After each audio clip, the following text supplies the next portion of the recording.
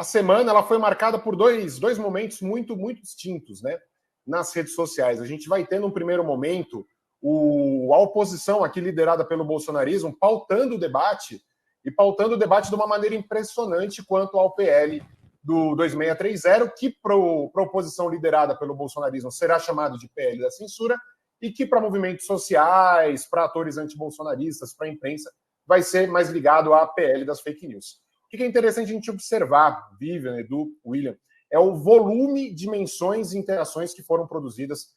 pelo campo bolsonarista e por esse tema de uma maneira geral. A gente teve ali no dia 2 de maio quase 981 mil menções a esse tema só no Twitter. Foi o principal tema político desse ano nas redes sociais. E aqui é muito importante a gente ter em mente, Vivian,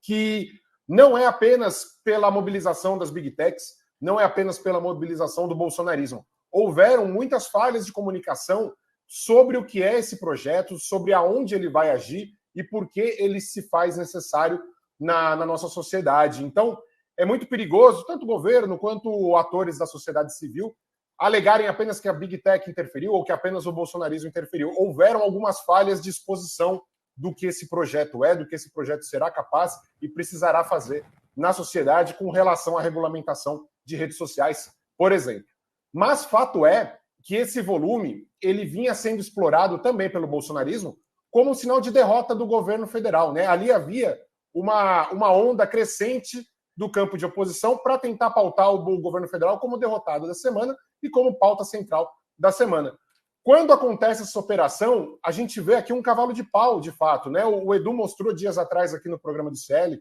o volume que vinha sendo construído de menções com relação a esse episódio do Bolsonaro e do Mauro Cid, e o que a gente vai ver no dia 3 de maio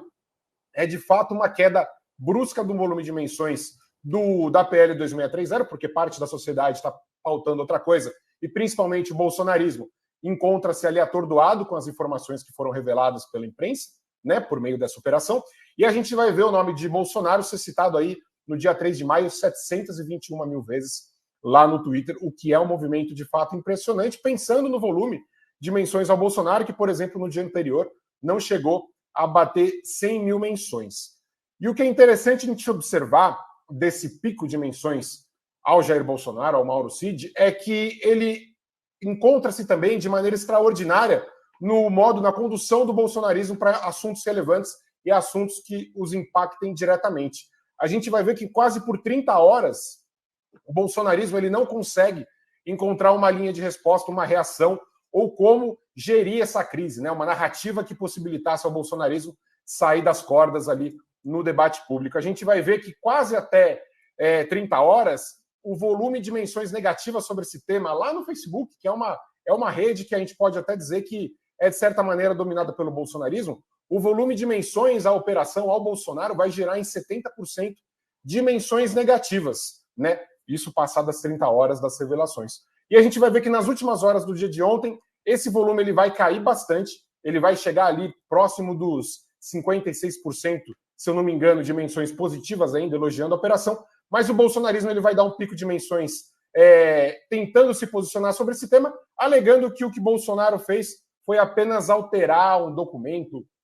ou rasurar ali uma carteira de vacinação, tentando relativizar, e aí a gente vai ver, claro, essa tentativa de polarização com o presidente Lula, trazendo triplex, trazendo o sítio de Atibaia e todos aqueles temas que foram pauta durante a Lava Jato. Então a gente vai observar o bolsonarismo levando 30 horas para tentar encontrar um argumento que pudesse ser reverberado pelas suas redes, e esse argumento sendo a tentativa de relativizar esse escândalo que vem com as mensagens, com a tentativa de adulterar o sistema do SUS, agora com os áudios que foram revelados, enfim.